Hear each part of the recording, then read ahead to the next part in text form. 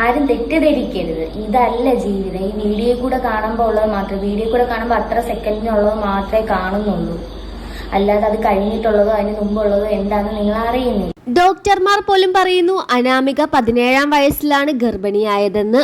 3 മാസം ഗർഭിണിയായിരിക്കെയാണ് വിഷ്ണു അവളെ വിവാഹം ചെയ്തത് എന്ന്.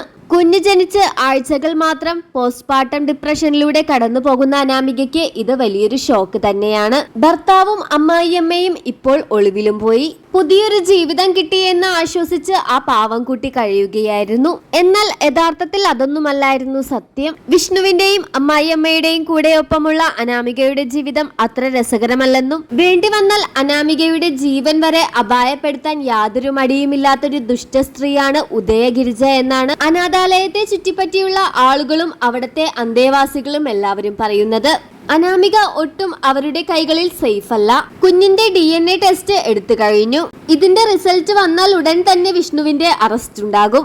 ഇതറിഞ്ഞ് വിഷ്ണുവും അമ്മയും ഒളിവിൽ പോയിട്ട് കുറച്ചു ദിവസങ്ങളായി. അനാഥാലയം അടച്ചുപൂട്ടി അവിടത്തെ അന്തേവാസികളെ മാറ്റിപ്പാർപ്പിച്ചു. എന്നാൽ പോകാൻ ഒരിടമില്ലാതെ ആകെ പതറി നിൽക്കുകയാണ് അനാമിക. ആ വീട് വിട്ട് എവിടെ പോകുമെന്ന് പോലും അനാമികയ്ക്ക് അറിയില്ല. എത്രയൊക്കെയാണെങ്കിലും വിഷ്ണുവിൽ അനാമികയ്ക്ക് ഒരു കുഞ്ഞ് ജനിച്ചിട്ടുണ്ട്. എന്ത് ചെയ്യണമെന്നറിയാതെ നിൽക്കുന്ന ആ 18 വയസ്സുകാരിയുടെ കാര്യം ഓർക്കുമ്പോൾ വിഷമം തന്നെയാണ്.